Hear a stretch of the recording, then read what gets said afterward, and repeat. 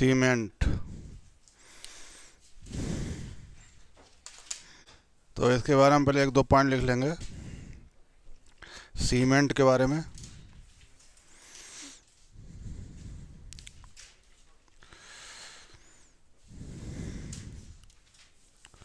लेंगे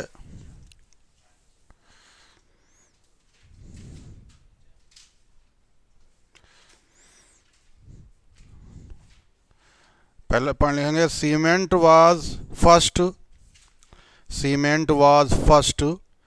introduced in England.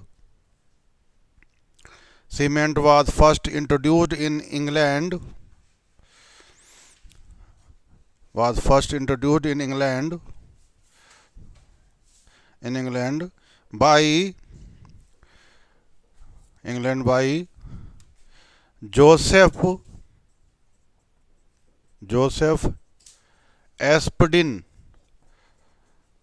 by Joseph Aspdin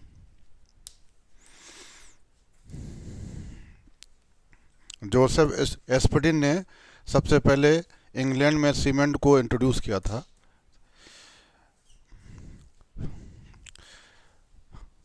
(1824) में किया था इन्होंने। अगला पॉइंट लिखेंगे cement is also called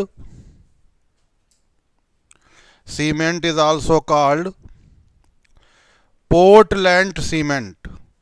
cement is also called Portland, PORTLAND, Portland cement. इसे क्यों कहा जाता है पोर्टलैंड सीमेंट? आगे लिखेंगे because it resembles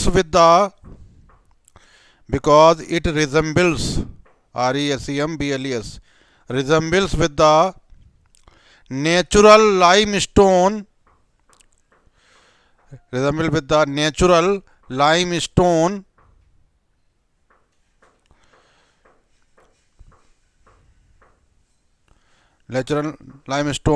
found in the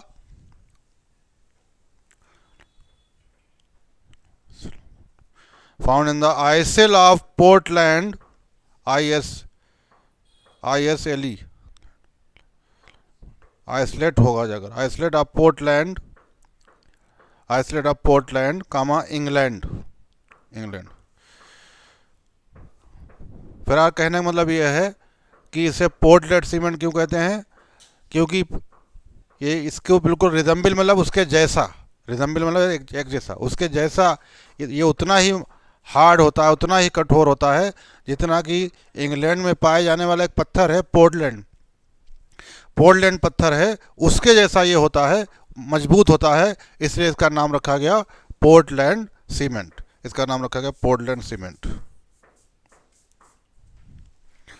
तो देखिए अब हम यहाँ देखेंगे एवरेज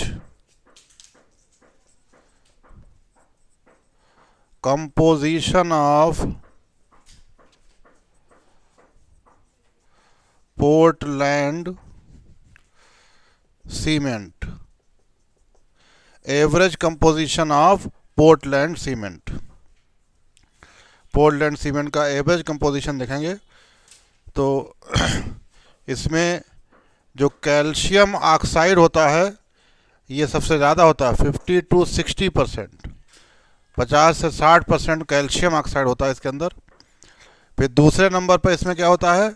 सिलिका, SiO2 सिलिका, ये दूसरे नंबर पर होता है 20 से 25%, दूसरे नंबर पे है सिलिका पाया जाता है इसके अंदर। फिर एलुमिना होता है, एलुमिना Al2O3, इसे एलुमिना कहते हैं, 5 to 10% होता है इसके अंदर, एलुमिना होता है 5 to 10%। फिर है मैग्नीशियम ऑक्साइड MgO, ये होता है 2 से 3%, 2 to 3% होता है मैग्नीशियम ऑक्साइड। और फिर फेरिक ऑक्साइड होता है, फेरिक Fe2O3, फेरिक ऑक्साइड ये 1 से 2%, 1 से 2% फेरिक ऑक्साइड होता है। और फिर उसके बाद sulphur try oxide SO3, sulphur try oxide SO3 sulphur trioxide इसके अंदर होता है 1 से 2%, ये भी 1 से 2% होता है, 1 से 2% सल्फर ट्राइऑक्साइड होता है। तो ये इसका मेन कंपोजिशन है, इसका मेन कंपोजिशन है।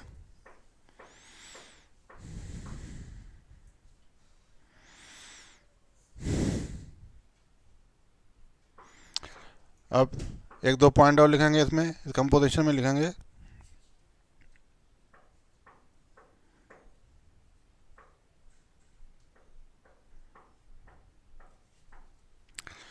तो लिखेंगे for a good quality cement, for a good quality cement, good quality cement, अच्छी क्वालिटी का सीमेंट बनाने के लिए क्या जरूरी है? The ratio of silica, the ratio of silica, SiLiCa, silica, bracket में लेंगे SiO2, to alumina, alumina ALUMINA, alumina, अब ब्रेकेट में ले लेंगे Al2O3, Al2O3, एलुमिना का फार्मूला होता है Al2O3, should be between 2.5 and 4, 2.5 and 4, यानी 2.5 से 4 के बीच, 2.5 and 4। तो अगर अच्छी क्वालिटी का सीमेंट बनाना है तो सिलिका और एलुमिना, ये सिलिका और एलुमिना, इनका दोनों का रेशियो जो है वो 2.5 से 4 के बीच होना चाहिए, 2.5 से 4 के बीच हो तो अच्छी क्वालिटी का सीमेंट बने जाकर। एक और पॉइंट लिखेंगे, for good quality cement, for good quality cement, next point, for good quality cement the ratio of lime, the ratio of lime, lime मतलब चूना, ब्रैकेट ले लेंगे CaO, lime CaO, to the total of the oxides of, to the total of the oxides of, total of the oxides of SiO2, oxides of SiO2, comma Al2O3 and Fe2O3, and Fe2O3 should be as close as possible, should be as close to as possible, as close as possible, should be as close as possible to 2, as close as possible to 2, 2 होना चाहिए। तो मतलब है अगर, तो अच्छी quality की cement के लिए, अच्छी क्वालिटी की सीमेंट के लिए 2 शर्तें हैं। एक शर्त तो पहले बताई कि सिलिका और एलुमिना का जो रेशियो है 2.5 से 4 के बीच होना चाहिए।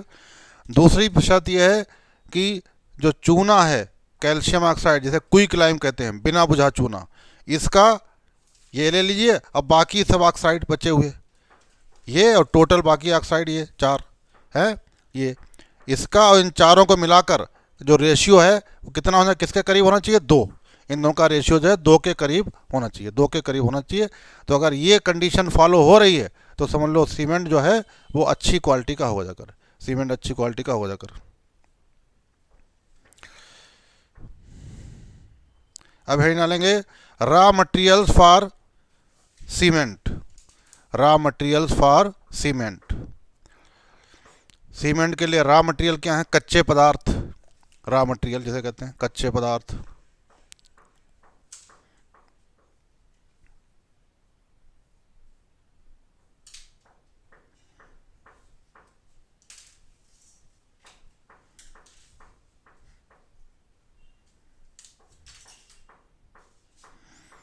तो लिखेंगे इसमें the raw material for the manufacture of cement, the raw material for the manufacture of cement, raw material for the manufacture of cement are, for the manufacture of cement are limestone, or limestone, CaCO3, limestone, and clay, CLAY, clay, clay मतलब मिट्टी, limestone and clay, तो lime stone मतलब चूना पत्थर जिसे कहते हैं, calcium carbonate और क्ले मिट्टी, ये दो रॉ मटेरियल हैं, कच्चे पदार्थ हैं सीमेंट बनाने के लिए ज़रूरी है। क्ले जो चिकनी मिट्टी होती है क्ले वो, और ये चूना पत्थर, दो मटेरियल चाहिए होते हैं। इसी में लिखेंगे अगला point, when clay and lime are strongly heated, when clay and lime, when clay and lime are strongly heated together, strongly heated together, clay and lime are strongly heated together, then they fuse and react to form, then they fuse and react to form, they fuse and react to form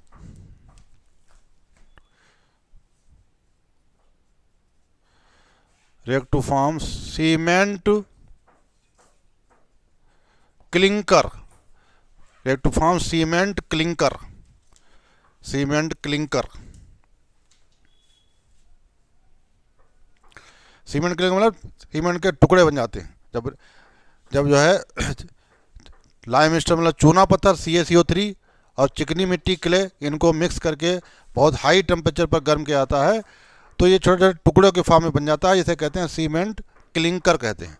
आगे इसी में लिखेंगे, this clinker is mixed with, this clinker is mixed with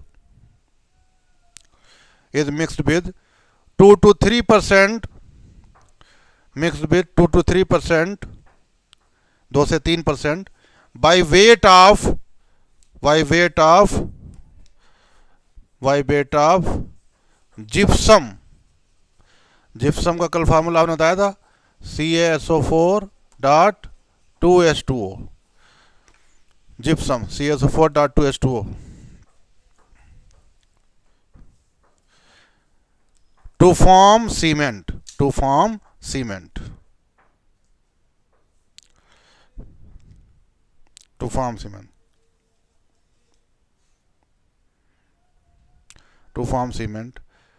अब cement बन गया तो cement कैसे बनता है, पहले लाइम स्टोन और क्ले को हीट किया तो बड़े बड़े टुकड़े बन गए, बड़े बड़े सीमेंट के टुकड़े बन गए, इन्हें कहते हैं सीमेंट क्लिंकर। अब सीमेंट क्लिंकर जो बन गए उनके साथ ये जिप्सम मिला दिया, 2 से 3% जिप्सम मिला दिया, अब ये सीमेंट बन गया, ये सीमेंट जो है बन गया, जाकर सीमेंट बन गया जिप्सम मिलाने के बाद। टुकड़ों को पीस लिया और पीसने के बाद ये उसमें जिप्सम मिला दिया और बन गया जाकर। अब है डालेंगे कंपोनेंट्स, कंपोनेंट्स COMPONENT, कंपोनेंट्स और इनग्रेडिएंट्स, कंपोनेंट्स या कहते हैं ingredients, INGREDIENTS, ingredients of Portland cement, components or ingredients of Portland cement।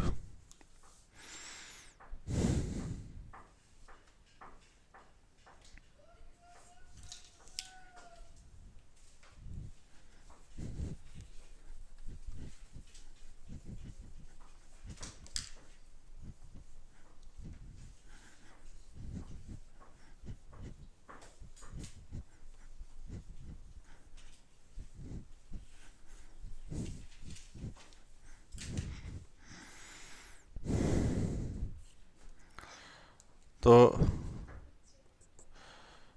पहला कंपोनेंट है die calcium silicate, die calcium silicate, die calcium silicate, इसका फार्मूला है Ca2SiO4 और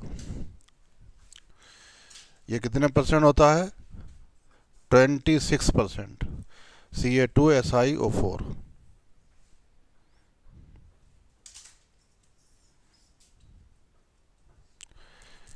इसको इसका फार्मूला ऐसे भी लिखा सकता है 2CaO.SiO3, ऐसे भी लिखा सकता है।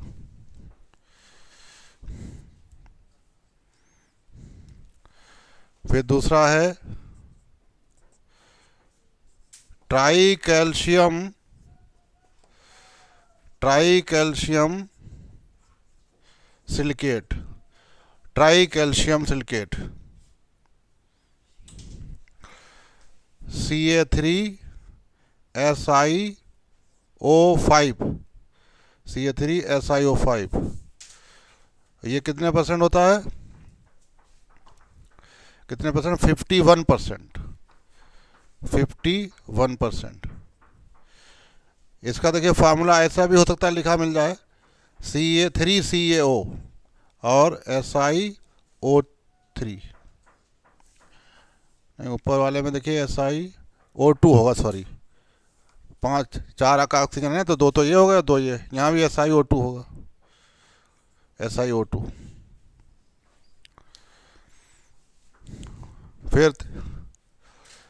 फिर है तीसरा कंपोनेंट है ट्राई कैल्शियम एल्यूमिनेट, तीसरा कंपोनेंट है ट्राई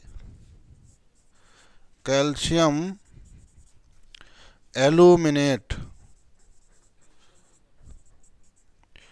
ट्राई कैल्शियम एल्यूमिनेट।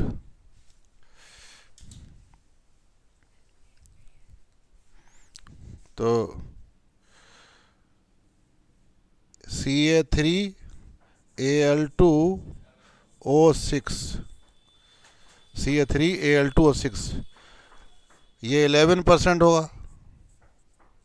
अब वैसे इसको लिखा सकता है, ट्राई कैल्शियम है तो 3CaO हो जाएगा, ट्राई कैल्शियम मतलब 3CaO, और हो जाएगा Al2O3, Al2O3 ऐसे भी लिखा सकता है। तो ये कंपोनेंट भी बहुत पूछे जाते हैं। सीमेंट के कंपोनेंट क्या होते हैं, 3 कंपोनेंट होते हैं। इनग्रेडिएंट मतलब कंपोनेंट, इनग्रेडिएंट मतलब किससे मिलकर बनता है, इनग्रेडिएंट। तो सीमेंट के 3 कंपोनेंट हैं, एक डाई कैल्शियम सिलिकेट Ca2SiO4 या लिखेंगे 2Ca.SiO2, ये 26% होता है। दूसरा है ट्राई कैल्शियम सिलिकेट Ca3SiO5 या लिख सकते हैं 3CaO.SiO2, ये 51%, 51%। और तीसरा कंपोनेंट होता है ट्राई कैल्शियम एल्यूमिनेट Ca3Al2O6 या 3CaO.Al2O3, ये 11% होता है। तो अब हेडिंग डालेंगे सेटिंग ऑफ सीमेंट, सीमेंट का सेट होना, सेटिंग ऑफ सीमेंट, सीमेंट का सेट होना, setting of cement.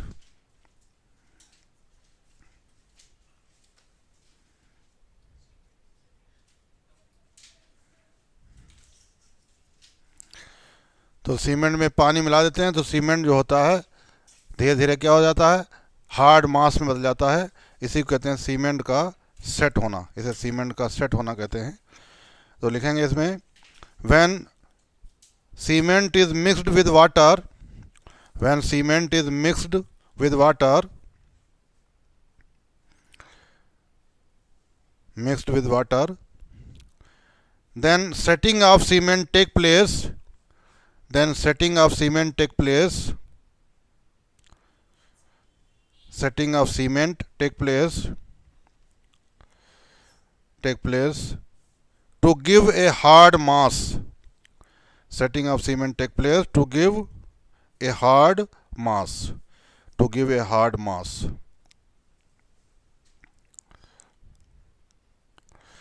This is due to the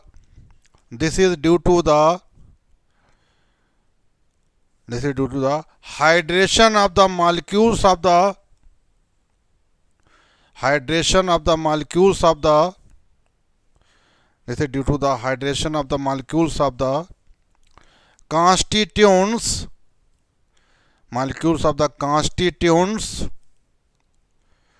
and their rearrangement, hydration of the molecules of the constituents and their rearrangement, and their rearrangement.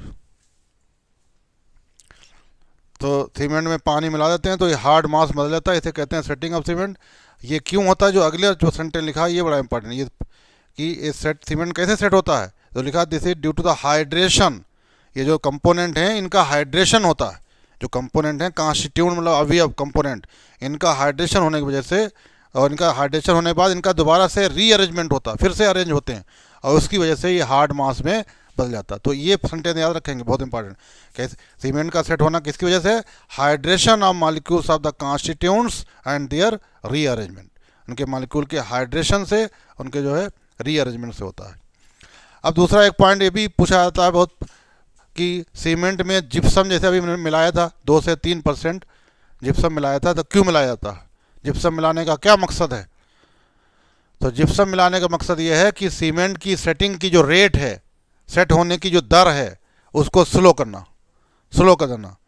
तो जब slow कर देंगे तो cement हल्के हल्के set होगा, तो जब हल्के हल्के सेट होगा तो ज़्यादा मजबूत होगा, और एकदम सेट अगर हो गया तो मजबूती नहीं आएगी, मजबूती एकदम नहीं होगी, एकदम सेट हो गया तो मजबूती नहीं, तो हल्के हल्के सेट हो रहा इसका। तो जिप्सम मिलाने का मकसद क्या है?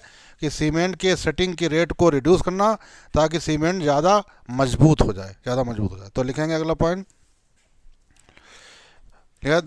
The purpose of adding gypsum, the purpose of, purpose PURPOSE, purpose of adding ADDING, adding gypsum is only to slow down, only to slow down, only to slow down the process of, to slow down the process of setting of the cement, to slow down the process of setting of the cement,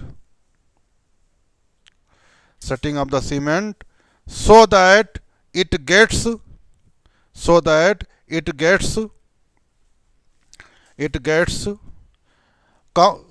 it gets sufficiently, it gets sufficiently, SUFFICIENTLY, sufficiently hardened, hardened, HARDENED, hardened, hardened।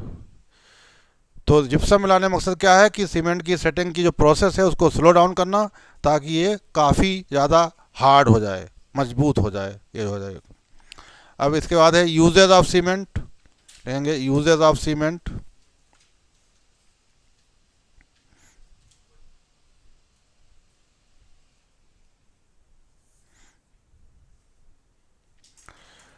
तो पहला point लेंगे, cement has become, first point, cement has become a commodity,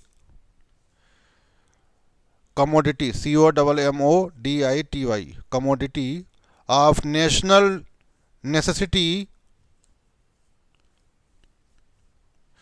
of national necessity for any country, national necessity for any country, national necessity for any country next to iron and steel, for any country next to iron and steel, next to iron and steel।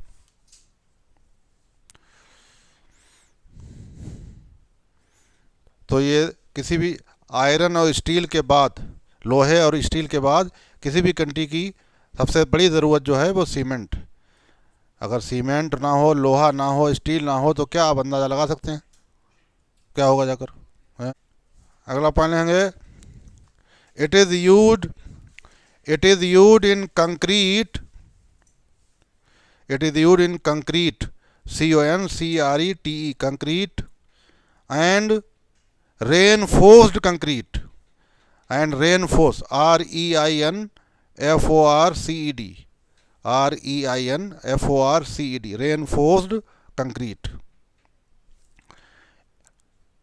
in in plastering, in plastering, plastering, PLASTERNG, and in the construction of, and in the construction of, construction of bridges, construction of bridges, comma, dams and buildings, dams and buildings, DAMS, dams and buildings।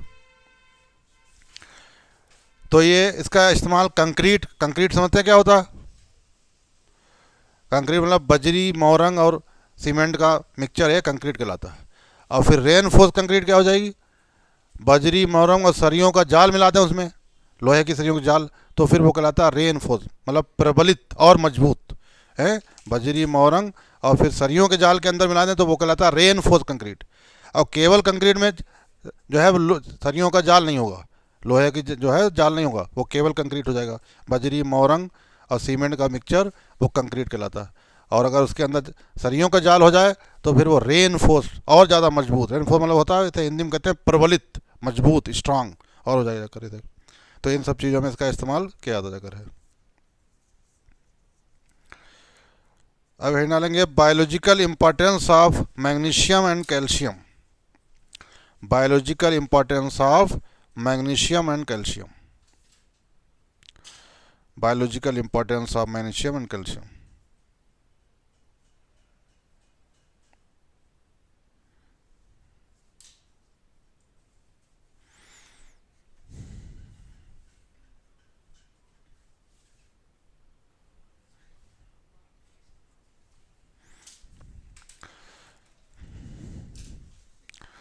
तो पहला point लिखेंगे,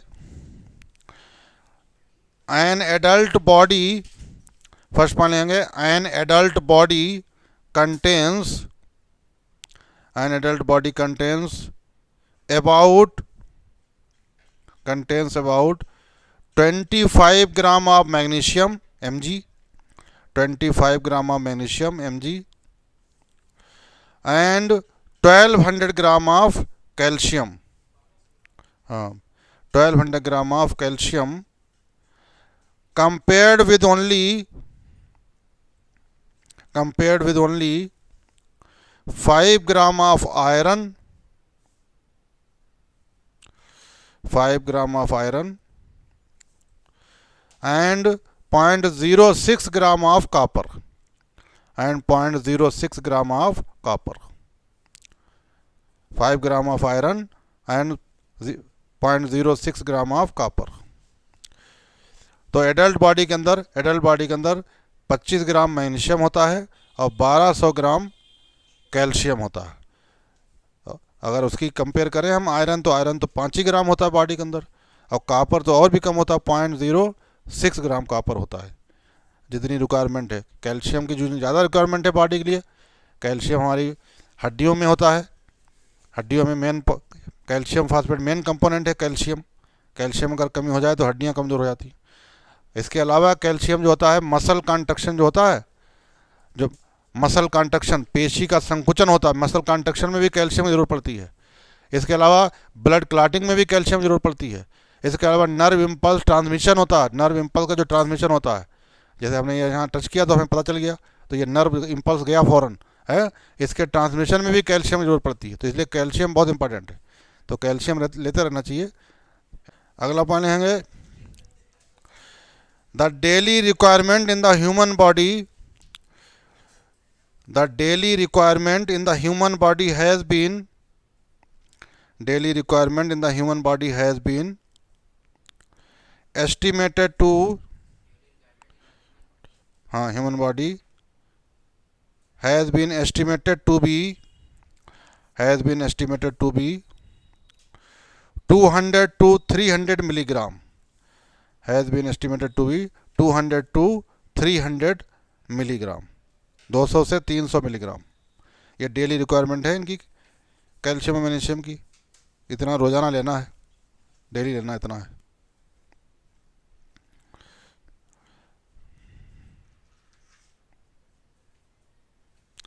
अब अगला point लेंगे, magnesium की देखिए कहाँ कहाँ रिक्वायरमेंट होती। पहला अगला पॉइंट लिखेंगे next, all enzymes that utilise, all enzyme that utilise ATP, that utilise ATP, adenosine triphosphate, ATP in phosphate, ATP in phosphate, PHOS PHAT phosphate transfer require magnesium, in phosphate transfer require magnesium as the cofactor, require magnesium as the cofactor।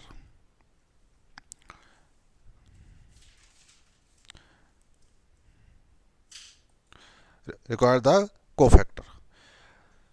तो जितने भी enzyme हैं जो phosphate transfer के दौरान phosphate को जब transfer करते हैं तो एटीपी का इस्तेमाल करते हैं। तो एटीपी के इस्तेमाल के लिए जो एंजाइम की एक्टिविटी बढ़ाने के लिए कोफैक्टर, को मतलब सहायक, फैक्टर मतलब एंजाइम की एक्टिविटी बढ़ाने के लिए तो क्या ज़रूरत पड़ता है? मैग्नीशियम। तो वहाँ मैग्नीशियम की ज़रूरत पड़ती है, करें मैग्नीशियम जो है ज़रूरी है। अगला पॉइंट लेंगे, the main pigment for the absorption of light, the main pigment for the absorption of light, main pigment for the absorption of light in plants is, main pigment for the absorption of light in plants is chlorophyll. In plants is chlorophyll, which contains chlorophyll which contains magnesium, which contains magnesium.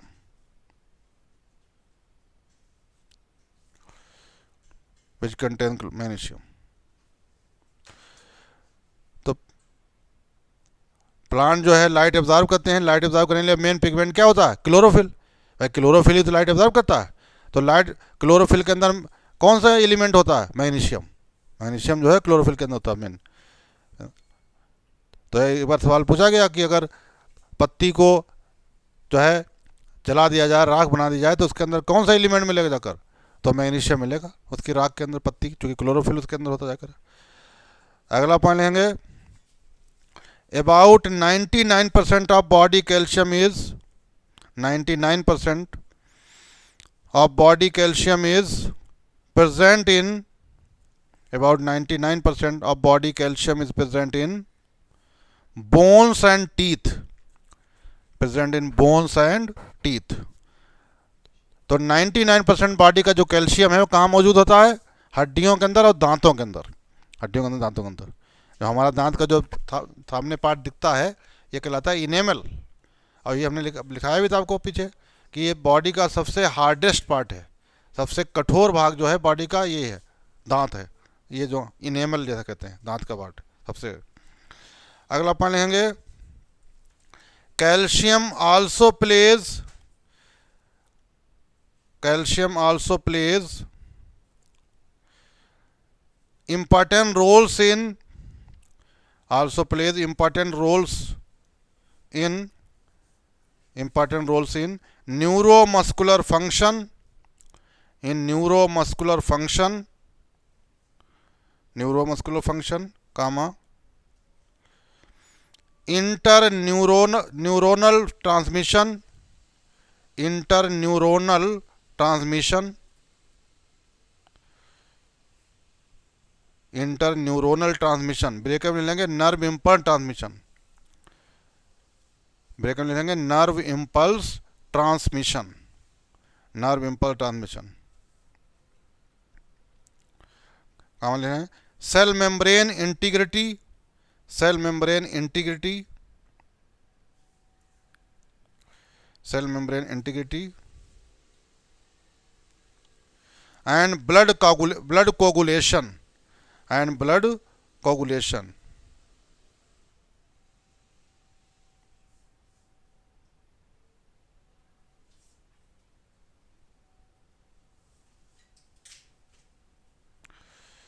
Blood coagulation. तो calcium जो है इन सब चीज़ों में, neuromuscular function में भी, nerve impulse transmission में, cell membrane की इंटीग्रिटी बनाए रखने में, और ब्लड कोगुलेशन, रुधिर का थक्का बनने में, इन सब में कैल्शियम की ज़रूरत पड़ती है। मतलब इसकी जो है इंटीग्रिटी मतलब होता है इकट्ठा, जो मेम्ब्रेन को टूटने से बचाने के लिए, इकट्ठा बनाए रखने के लिए वो है, कहते जाकर है। नेक्स्ट है, अगला पॉइंट लिखेंगे, calcium concentration in plasma, calcium concentration in plasma is regulated at about, calcium concentration in plasma is regulated at about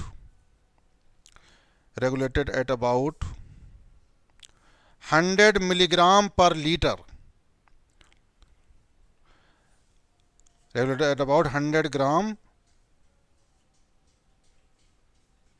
milligram है, 100 milligram per liter, 100 मिलीग्राम पर लीटर। प्लाज्मा के अंदर जो कैल्शियम कंट्रोल होता है 1 लीटर में 100 milligram. आगे लिखेंगे, इसी में लिखेंगे it is maintained by 2 hormones. इसको कौन कंट्रोल करता है? It is maintained by 2 hormones. 2 hormone maintain करते हैं कैल्शियम को, 2 हार्मोन्स। उनके नाम लिखे हैं, calcitonin and parathyroid hormone. Calcitonin CALCITONIN, calcitonin and parathyroid PARATHYROID, parathyroid hormone, PTH hormone. तो कैल्शियम के लेवल को, ब्लड प्लाज्मा के अंदर कैल्शियम के लेवल को कौन मेंटेन करता है? 2 हार्मोन। कैल्सीटोनिन जो होता है ब्लड कैल्शियम लेवल को घटाने का काम करता है प्लाज्मा के अंदर, और जो पैराथ हार्मोन है ये कैल्शियम लेवल को बढ़ाने का काम करता है। तो दोनों एक दूसरे के एंटागोनिस्टिक हैं, अपोजिट हैं। एक घटाने का काम करा, एक बढ़ाने, दोनों एक दूसरे के एंटागोनिस्टिक हैं, बढ़ाने। तो इसलिए क्या होता है, एक घटाने का काम करा, एक बढ़ाने, तो इसलिए क्या होता है, लेवल सेम बना रहता, लेवल जो है एक सही रहता है, कांस्टेंट बना रहता है कर। तो ये तो इनके बायोलॉजिकल इंपॉर्टेंस हो गया। एक चीज़ इसमें रह गई थी, देखिए, तो आप लोग अपने आप लिख लेना, ये uses of alkaline earth metals, heading डालेंगे, uses of alkaline earth metals. ये शायद हमने नहीं लिखा है, uses of alkaline earth metals, uses of alkaline earth metals. तो यहाँ पर यूज ये लिखे हुए हैं, जैसे यहाँ पर हम थोड़ा समझा देते हैं इनको, आप लिख लीजिएगा, ये सारे पॉइंट लिख लीजिएगा। देखिए सवाल इन्हीं में से ज़्यादा आते हैं। देखिए सवाल ये यस ब्लॉक अगर आएगा, बहुत डीपली सवाल नहीं आएगा, यही थी टाइप सवाल आ जाएगा। तो जैसे यहाँ लिखा है, कापर बेरिलियम जो एलॉय होता है, कापर और बेरिलियम का एलॉय मतलब मिश्र धातु, इसका इस्तेमाल काहे के लिए होता है? हाई स्ट्रेंथ स्प्रिंग, बहुत मजबूत स्प्रिंग बनाने के लिए जो होता है कापर और बेरिलियम के एलॉय का इस्तेमाल किया जाता है। मेटलिक बेरिलियम का इस्तेमाल काहे के लिए होता है?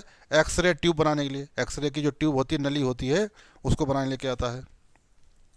मैग्नीशियम और एल्युमिनियम जो एलॉय होता है, मैग्नीशियम और एल्युमिनियम एलॉय बहुत हल्का होता है, इसलिए ये सवाल आया भी है कि किस एलॉय, मैग्नीशियम और एल्युमिनियम एलॉय हल्का होता है, इसका इस्तेमाल एयरक्राफ्ट या एरोप्लेन बनाने में किया जाता है, क्योंकि ये मजबूत तो होता ही है लेकिन हल्का भी होता है, इसलिए एयरक्राफ्ट के कंस्ट्रक्शन में किया जाता जाकर है इसका इस्तेमाल। एक और लिखा है, मैग्नीशियम हाइड्रोक्साइड जो होता है MgOH का होल ट्वाइस इन वाटर, इसे क्या कहते हैं? मिल्क ऑफ मैग्नीशिया कहते हैं। सवाल ये भी पूछा गया कि मिल्क ऑफ मैग्नीशिया किसे कहा जाता है? तो MgOH का होल ट्वाइस। और इसका कहाँ पे काहे में इस्तेमाल होता है? जो सिरप आती है एंटासिड, डाइजीन जिसे कहते हैं, डाइजीन एंटासिड, एसिडिटी को ख़त्म करने के लिए ये होती है, इसका इस्तेमाल होता है सिरप में। सिरप आप पढ़ेंगे, डाइजीन देखेंगे टेबलेट में लिखा होगा एंटासिड, उसे एंटासिड, एंटा मतलब एसिड के अगेंस्ट हैं, तो उनके लिए एंटासिड सिरप में इसका मेडिसिन की तरह इस्तेमाल किया जाता है जाकर। और मैग्नीशियम कार्बोनेट जो है वो टूथपेस्ट में भी इस्तेमाल होता है। कैल्शियम जो है वो मेटल के एक्सट्रक्शन में इस्तेमाल किया जाता है, मेटल के एक्सट्रक्शन में किया जाता जाकर है। और जो कि कैल्शियम और बेरियम बहुत ज़्यादा रिएक्टिव होती हैं, इसलिए किसी वैक्यूम ट्यूब से एयर को हटाना है, वैक्यूम ट्यूब से, कोई वैक्यूम ट्यूब है उसके अंदर एयर मौजूद है, अब चूँकि वैक्यूम का मतलब ही होता है उसमें कोई चीज़ ना हो, एयर ना हो, तो वहाँ क्या मैं कैल्शियम में बेरियम रखेंगे तो वो क्या कर लेगा? एयर को खींच लेगा, एयर से रेट कर लेगा तो एयर ख़त्म हो जाएगी। तो वहाँ पर वैक्यूम क्रिएट करने के लिए इसका इस्तेमाल किया जाता है। दूसरे ये भी सवाल पूछा गया, रेडियम, जो कि बता चुके हैं रेडियम एक रेडियो एक्टिव एलिमेंट है, इसका इस्तेमाल रेडियोथेरापी, तो रेडिएशन डालकर जो कैंसर सेल को मारना, ऊपर से कैंसर कहीं पे हो गया बॉडी में, उसको रेडिएशन डालकर कैंसर सेल को डिस्ट्रॉय करना, तोड़ देना, मार देना, इसे कहते हैं रेडियोथेरापी। 2 तरीके की होती थेरापी, एक कीमोथेरापी, दूसरा रेडियोथेरापी। रेडियोथेरापी में ऊपर से ही रेडिएशन डाली जाती है और उसके कैंसर सेल को डैमेज किया जाता है। अब कीमोथेरापी में केमिकल दिए जाते हैं, बहुत हाई पावरफुल केमिकल होते हैं, दिया जाता है जाकर। तो इसमें लिखा भी है ट्रीटमेंट ऑफ कैंसर, कैंसर के ट्रीटमेंट में इसका इस्तेमाल किया था।